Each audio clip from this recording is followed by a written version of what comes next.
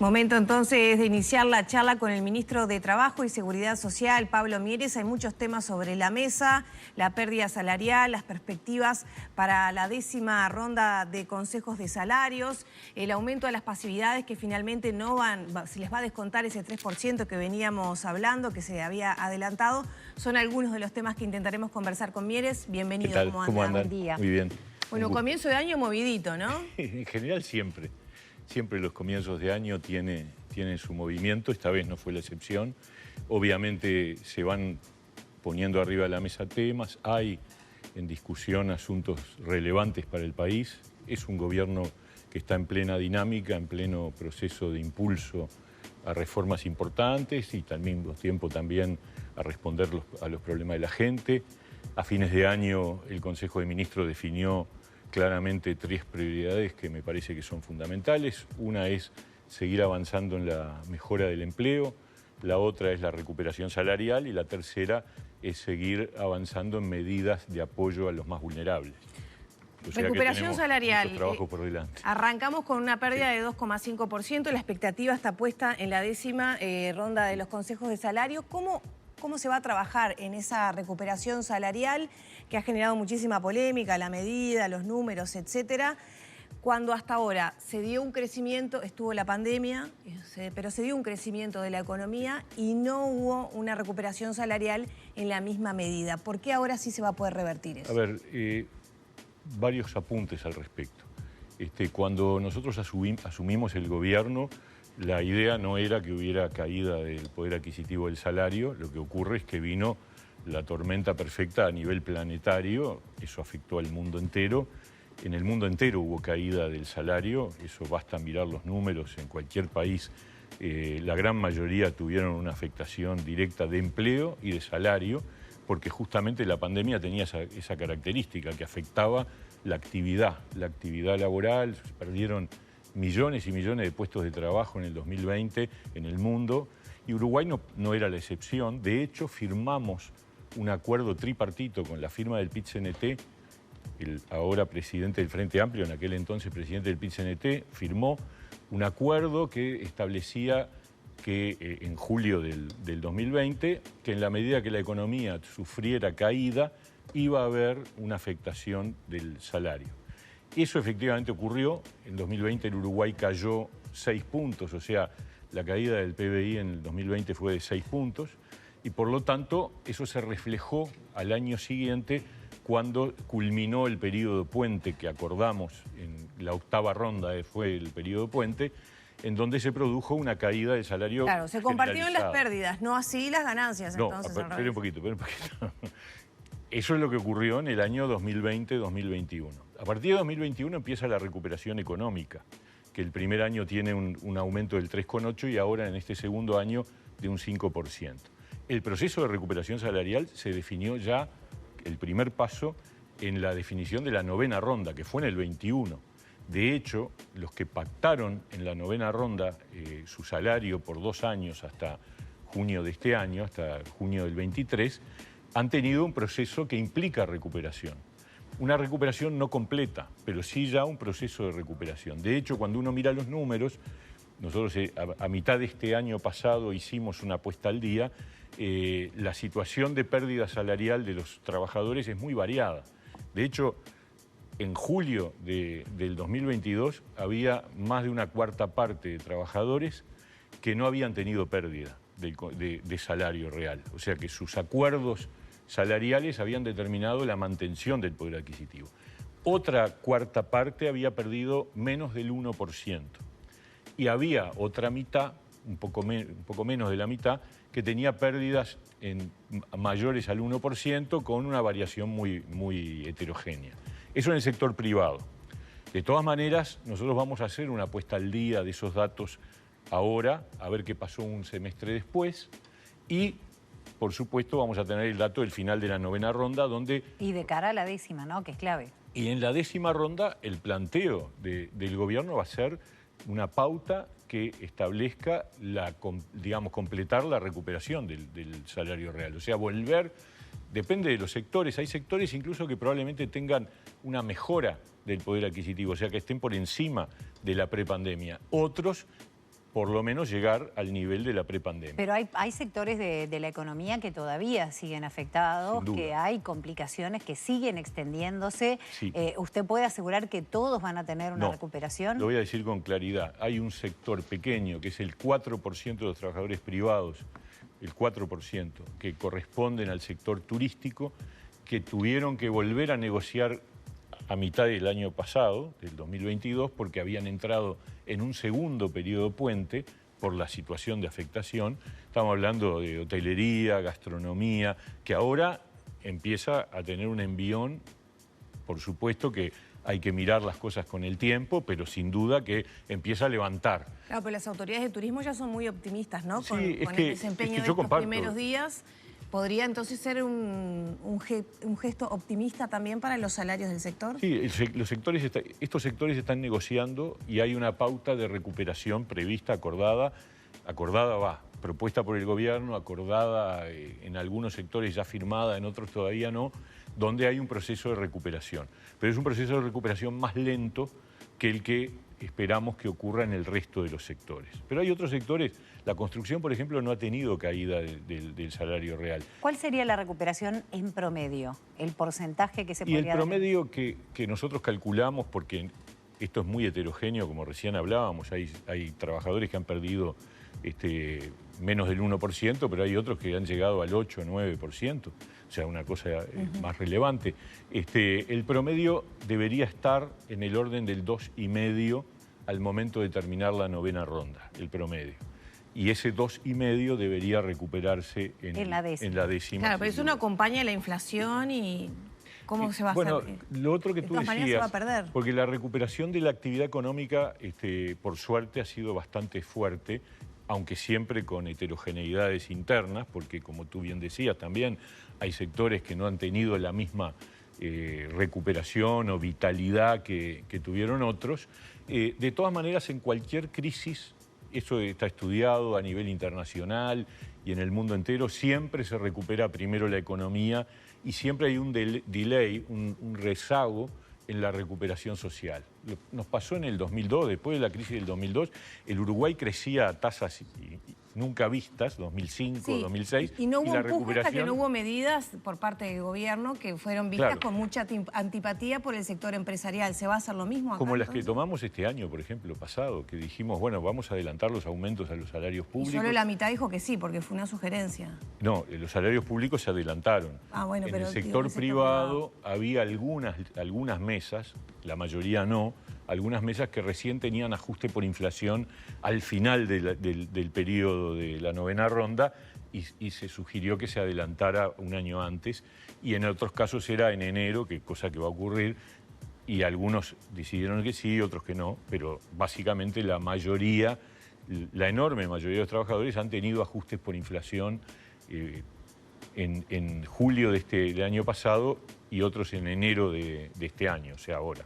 Entonces, en el sector público, por otra parte, nosotros dimos un aumento justamente para enfrentar un empuje inflacionario que otra vez nos vino de afuera, porque cuando uno decía, bueno, estamos saliendo de la pandemia, aparece el empuje inflacionario en el mundo y ustedes obviamente entenderán que si hay un empuje inflacionario, la recuperación salarial se vuelve más complicada, porque es un empuje en el aumento de precios. Claro, pero el sector privado siempre termina quedando rezagado y un poco hasta casi rehén. No, dependiendo de los sectores. Vuelvo a repetir, hay sectores que nunca tuvieron caída, que incluso puede haber algunos niveles de recuperación, de mejora, de aumento del salario real, son pocos, Pero son los justamente menos. apostamos a los más castigados que vienen estándolo. Y lo que pasa es que del otro lado también, porque nosotros tenemos que mirar los dos lados del mostrador. Del otro lado hubo pérdida de puestos de trabajo porque hubo caída en los niveles de fortaleza de un número muy importante de empresas. Empresas que cerraron, empresas que tuvieron que reducir personal, empresas que perdieron capacidad de crédito, que perdieron capacidad de endeudamiento. Todo eso ocurrió también en el lado de los empleadores. Entonces hay que leerlo caso a caso. Hay sectores que la tuvieron muy complicada, hay otros sectores que les fue muy bien, hay sectores que les fue más o menos. En general, el mundo, y Uruguay no es la excepción, tuvo una situación de afectación que además se le sumó el efecto adicional del empuje inflacionario a partir de la invasión de Rusia a Ucrania, que ustedes habrán visto que fue un problema también mundial. Yo estuve en noviembre en España. En España hay un problema grave de rezago salarial y también ha habido problemas. La gente, tema de tapa en los diarios de España en noviembre era los problemas de los españoles para pagar la cuenta de la luz. Sí, bueno, y está el informe de la OIT que se conoció en las últimas horas que da una pauta bastante desalentadora a propósito de la calidad del trabajo, del desempleo y la obligación que van a sentir muchos trabajadores en el mundo de aceptar trabajos mal remunerados y de baja calidad. Y en este contexto, entonces, y con el tema salarial, la baja del consumo que se ha dado también en Uruguay, también hoy está en diferentes matutinos, ¿cómo se va a trabajar en la generación de empleo? Entonces, que ha sido una de las prioridades que usted ha dicho. En materia de empleo, Uruguay ha sido un caso de recuperación más rápida del empleo que en buena parte del mundo. Nosotros estamos cerrando el año, faltan los datos de desempleo de diciembre, que todavía no los tenemos, pero el promedio del desempleo en el año 2022 va a estar en el orden del 7,8, 7,9%, que es un punto menos que el promedio del 2019 y es casi 3 puntos menos que febrero del 20. Febrero del 20 fue una tasa de desempleo de 10,5 y no había pandemia. Y el promedio de 2019 fue 8,9. Nosotros estamos en un orden del 7,8. Y tenemos una baja de la informalidad, que hay que leerla también desde el punto de vista positivo, es decir, de los que están empleados, porque el tema de la calidad del empleo también es importante. Porque yo he visto sectores de dirigentes de la oposición que dicen, sí, bueno, pero hay una recuperación del empleo, pero de menor calidad. Y yo digo, a ver, Pérez, el subempleo, que es la cantidad de trabajadores que dicen que trabajan menos horas de las que querrían, está en niveles previos a la pandemia, 8,5, 9%. ¿Y qué pasa con lo que decía Lore? Y la informalidad bajó 4 puntos. O sea que hoy tenemos más trabajadores formales, es decir, más trabajadores protegidos, porque tienen acceso a la seguridad social, porque tienen seguro de paro, porque tienen subsidio por enfermedad, beneficios jubilatorios, más que los que había antes de la pandemia. Durante todo el periodo previo a la pandemia, los últimos 3 años, 17, 18, 19, la informalidad era 25%. Ahora está en 21%. ¿Pero qué pasa? ¿Hay niveles salariales más bajos? ¿Por qué bajó el consumo entonces? Que hubo caída del salario real, lo estábamos hablando. Que está recuperándose también, eso es un dato, es y un si dato hay más trabajo, de la se realidad. Gana menos y la calidad en cuanto a hay que más trabajo, infracapacitados. Hay más trabajo formal. La gente que querría trabajar más horas no es más de la que había antes. La gente que quiere trabajar y no encuentra es menos de la que había antes. O sea, todos los datos configuran un panorama de empleo positivo, que hay que seguir empujando, que hay sectores que tienen más dificultades, sin duda. Los jóvenes, el informe de la OIT ese que ustedes mencionaban decía algo que nos pasa, eso sí nos pasa a los uruguayos, que es que los jóvenes tienen un nivel de desocupación 3 veces más alto que el promedio de la población nacional. ¿No han tenido efectividad cabal los programas yo creo que se está moviendo este nuevo programa, que es la Ley de Promoción del Empleo que se aprobó en el 2021 y que estuvo vigente durante todo el 2022, muestra un nivel de utilización de los subsidios que se ofrecen un poco más alto de lo que había antes, pero no te mueve la aguja de un desempleo estructural como el que tienen los jóvenes.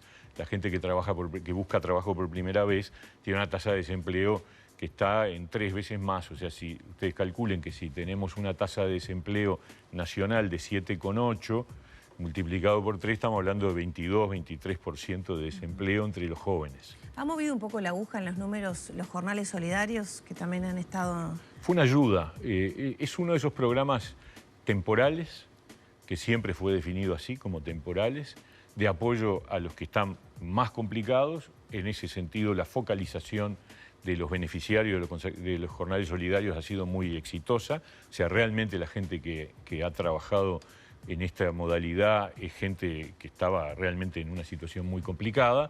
Claro, pero ahora hay un reclamo concreto, estuvieron acampando frente a la torre pidiendo que se adelantara porque se prevé para mayo el inicio de un nuevo programa.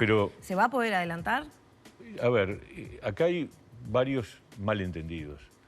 Cuando estos programas son temporales. No los definió el Ministerio de Trabajo, los definió el Congreso de Intendentes en acuerdo con la OPP. O sea que nosotros lo que hicimos fue acompañar el proceso. No es una solución porque no tienen continuidad, es decir, no se genera empleo continuo, como sí se pretende con el programa de la Ley de Promoción del Empleo. Ahí lo que se da es un subsidio del Estado para una contratación que se aspira que sea de trabajadores que continúan. Esto se dijo desde el inicio y siempre hubo en el Uruguay y en otros países del mundo de ese tipo de programas. Y lo que era en los gobiernos anteriores Uruguay Trabaja, que ahora se llama Accesos. Son programas en donde se apoya en una situación de emergencia de un número de personas que están en dificultad para darles un apoyo durante un tiempo.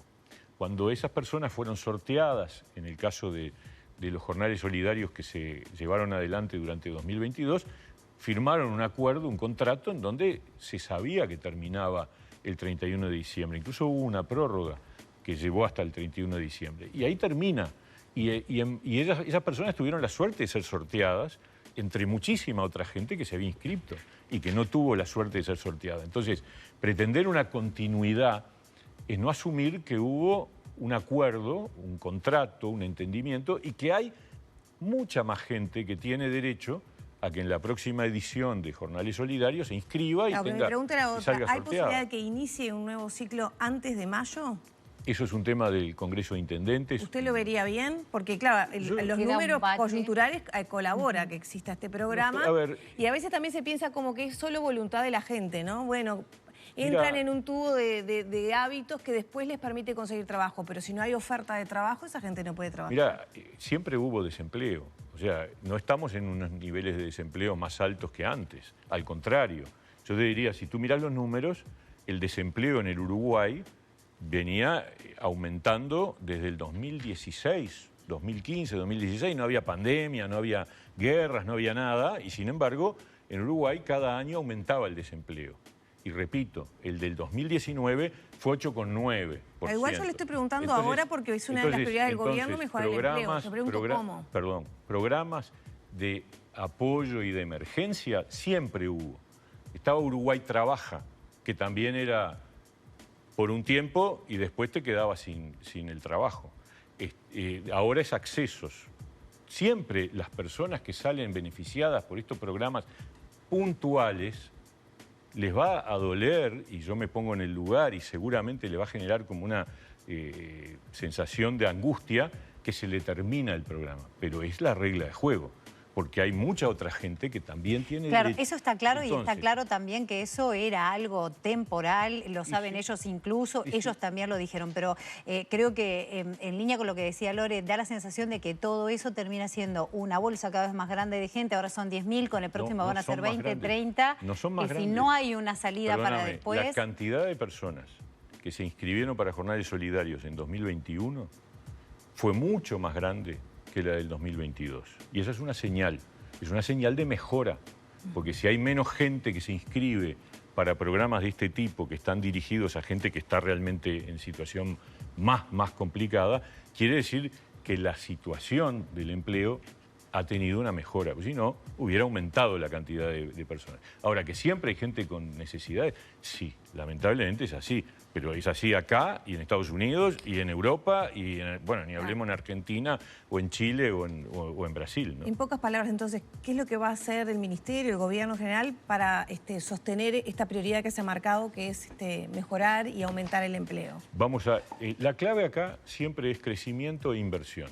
Si hay más crecimiento, si hay más inversión, va a haber más empleo, como ha venido ocurriendo desde que la economía empezó a levantar después del pico de caída del 2020.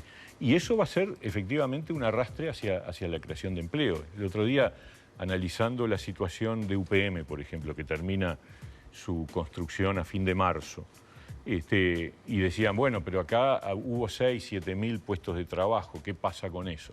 Bueno, primero, esa cantidad de trabajadores ya se viene reduciendo porque la obra ya está llegando a su punto final.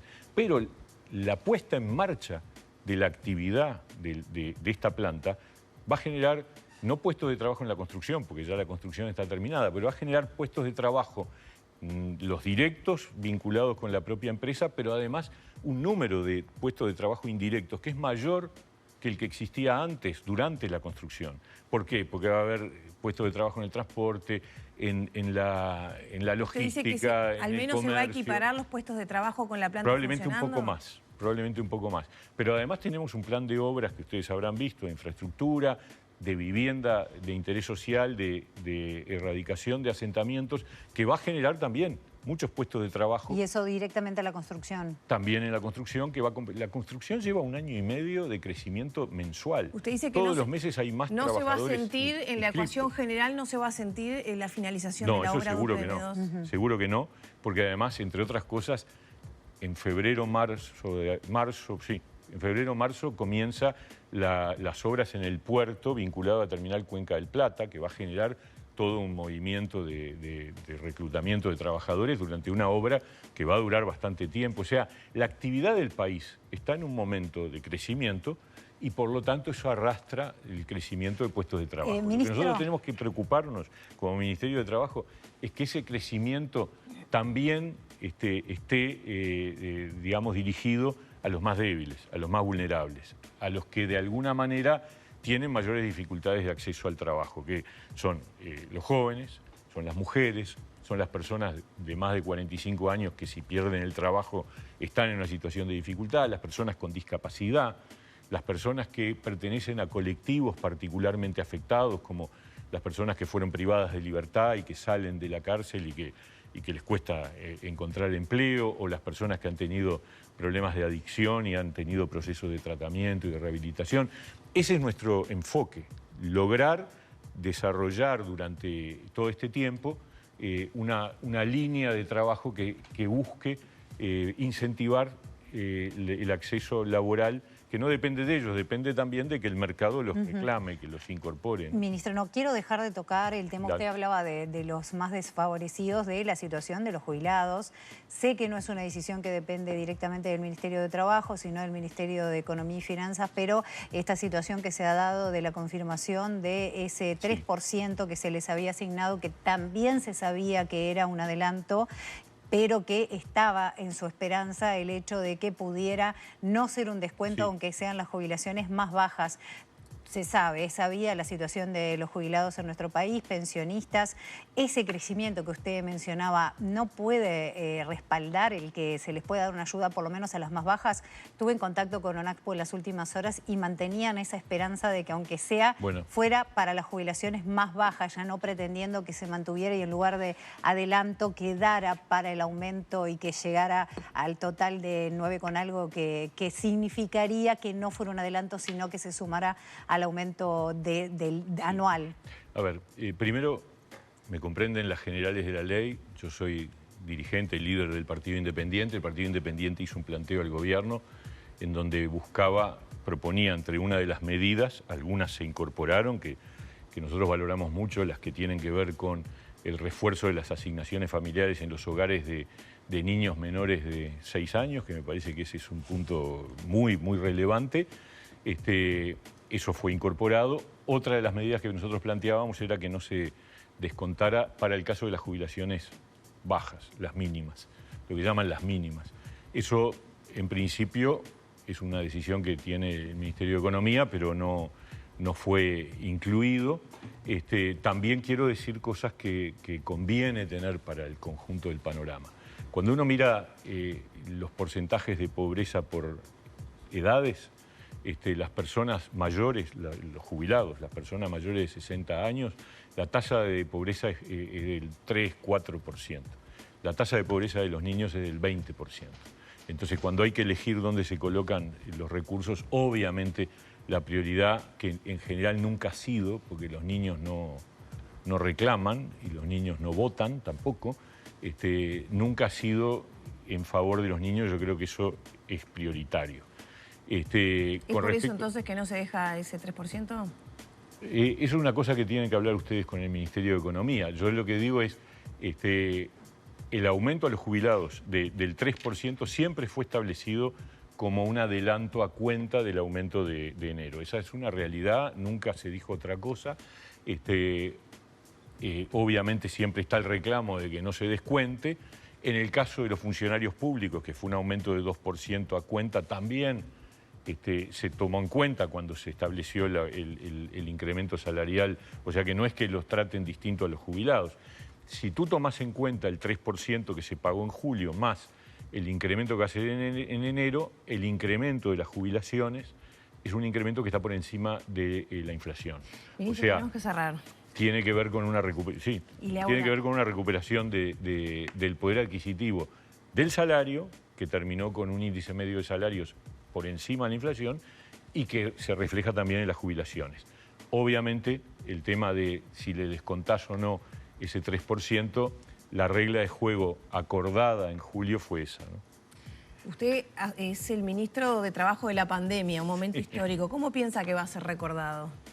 Bueno, yo espero que sea recordado como un ministro que se preocupó enormemente por buscar la red de contención que impidiera que el impacto de la pandemia fuera más grave, que encontró medidas, y no yo, el equipo que estamos en el Ministerio de Trabajo, encontró medidas de sostén innovadoras, rápidas, inmediatas, seguro de paro parcial, subsidios por enfermedad para los cuarentenados, aunque no estuvieran enfermos, que encontramos subsidios en forma permanente, que buscamos dar respuesta a las situaciones muy especiales que vivimos en estos años y que termina en el final, en la segunda mitad del periodo, recuperando el empleo y recuperando el salario.